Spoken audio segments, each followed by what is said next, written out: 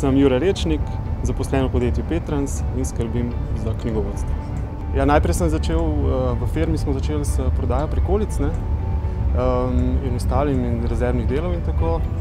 Najprej sem delal na terenu kot komercialist in s časom je tega postalo zmeraj več. Smo se začeli širiti, najeli druge komercialiste, ki so oni delali. Jaz sem pač prevzel delo v pisarni in to je nekako, takrat nisem vedel, da je to knjigovodsko delo, in je pač prišlo do tega, da sem bil edini v firmi, ki je počel knjigovodsko delo, kar za takrat sploh ni imel nasledil, da za to gre.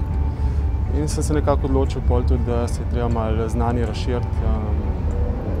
In se mi je zdel pač MPK najbolj primeren tega, da poleg znanja pridobim še neko javno listino. Ja, za MPK sem se odločil, ker sem pač imel izbiro ali iti po znanje ali pa po neko znanje z listino.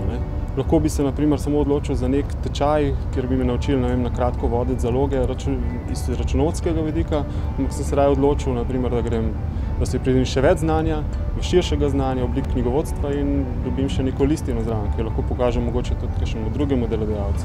Same izkušnje v službi so mi pomagale, ker sem se v bistvu lažje učil in lažje razumel, kaj MPK zahteva od mene.